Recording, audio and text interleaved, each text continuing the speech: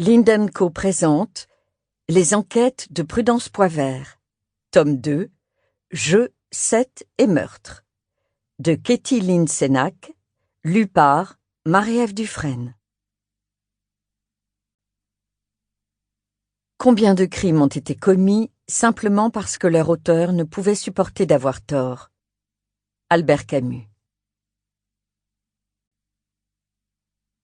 Chapitre 1.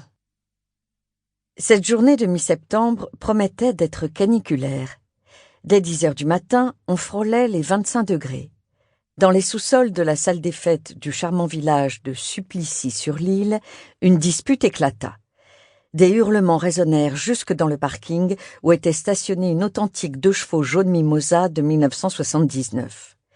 Une dernière insulte et l'on entendit une porte s'ouvrir. Prudence Poivert quitta l'antre du club de théâtre local en trombe. Virée. Léon von Kalf venait de la virer. À 49 ans, la jeune divorcée possédait un tempérament entier. Du haut de son 1,65 m, Prudence Poivert ne se laissait pas intimider. Ses grands yeux verts en amande expressifs et curieux pouvaient impressionner, voire faire peur. Malgré son allure gracieuse et son air enjoué, qui la rendait d'ordinaire si avenante, Prudence était d'humeur massacrante ce matin. Elle ressentait le besoin urgent d'aller bagnauder dans les bois, seul remède efficace pour lui calmer les nerfs. Avec fureur, elle gravit 2 à 2 les marches du petit escalier menant au parking en pestant. Comment osait-il? Après tout ce qu'elle avait fait pour le club de théâtre local de Supplicies, était-ce ainsi qu'on la remerciait?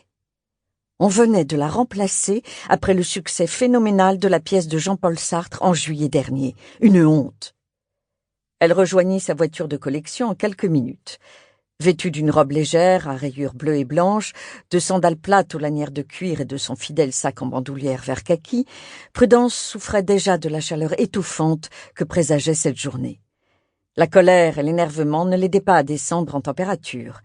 Les joues empourprées et les mains crispées, elle fulminait.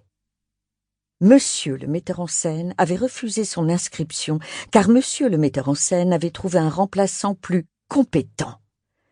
Le scénographe efféminé, adorateur de la couleur orange et des foulards en soie, se passerait donc cette année de la fauteuse de troubles et conspiratrice Prudence Poivert.